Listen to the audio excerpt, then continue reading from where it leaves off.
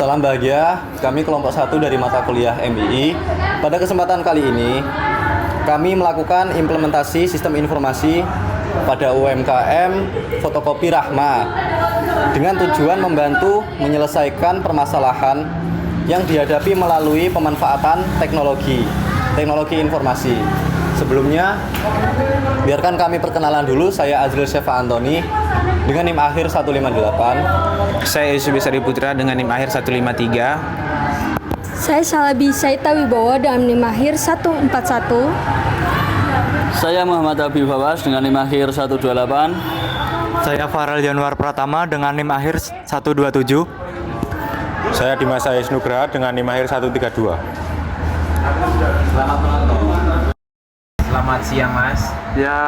Jadi kami mahasiswa dari Universitas Chandra Nagara Mahasiswa.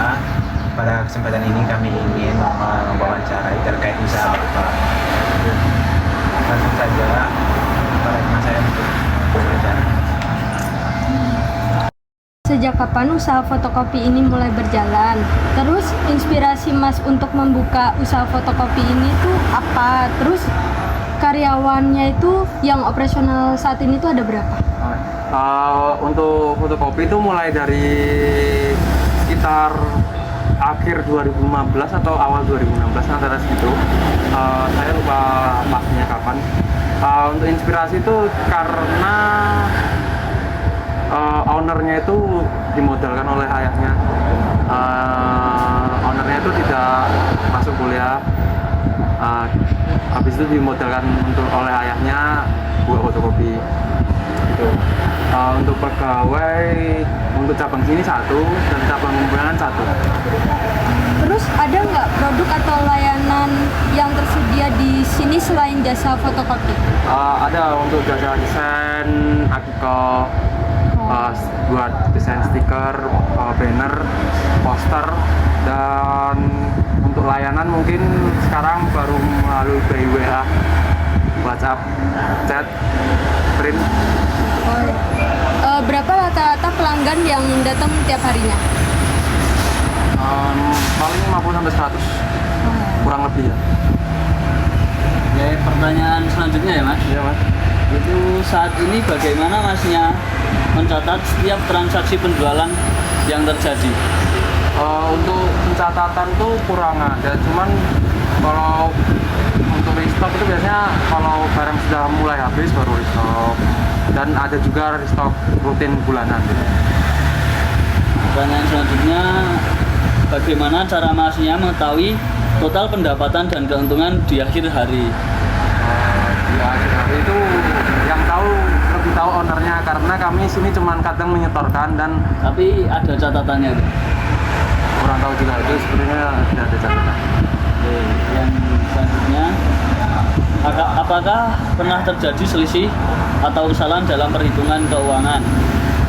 Ada, itu biasanya miskomunikasi pegawai dengan konsumen biasanya. Yang terakhir itu, apakah usaha Masnya pernah menggunakan aplikasi kasir digital sebelumnya? Belum. Apa besok akan menggunakan digital atau bagaimana? Mungkin bisa jadi, tapi untuk jangka pendek belum kepikiran. Baik Mas, saya akan melanjutkan pertanyaan selanjutnya. Apakah usaha ini memiliki akun media sosial seperti Instagram atau TikTok? Kebetulan belum ada. Oh, belum. Terus selama ini bagaimana cara Masnya mempromosikan usaha fotokopi ini? Mungkin melalui status WA Mas. Status WA. Pelanggan kan kebanyakan melalui WA, terus kami simpan dan untuk promosian kami sebarkan di status WA. Oh, di status WA. Oke. Apakah Masnya merasa pelanggan yang datang masih terbatas di lingkungan sekitar saja atau udah banyak? Untuk rata-rata sekarang masih mahasiswa Mas. Karena kan ini memang lingkungan mahasiswa, jadinya untuk lingkungan luar tuh cuman ada beberapa. Oke Mas, kalau menurut Mas tanpa adanya sistem pencatatan keuangan yang terstruktur itu, dampak yang paling terasa tuh kayak gimana? Ya mungkin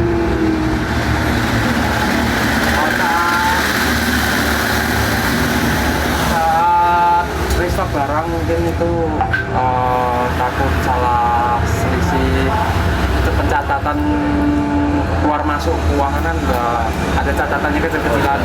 Nah itu mungkin kalau tidak maksimal kan bisa menjadi kerugian di usaha fotokopi. Oke. Terus apakah Mas pernah kesulitan mengetahui layanan atau produk kayak alat tulis kantor gitu, mana yang paling laris terjual? Oh, untuk yang paling laris mungkin kalau untuk layanan jasa kami mungkin di print-printan Mas. Print fotokopi ya? Print fotokopi. Fotokopi untuk mahasiswa mungkin jarang.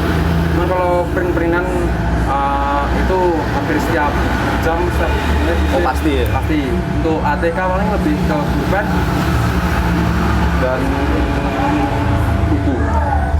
Buku ya? Pulpen dan buku. Oke, terus apakah tanpa adanya medsos, menurut Mas pengaruh terhadap jumlah pelanggan harian gitu nggak? Untuk ini sih menurut saya masih dampaknya belum terlalu deh. Cuman kalau dikembangkan bisa menjadi teknologi yang dimanfaatkan. Ya, Baik. betul.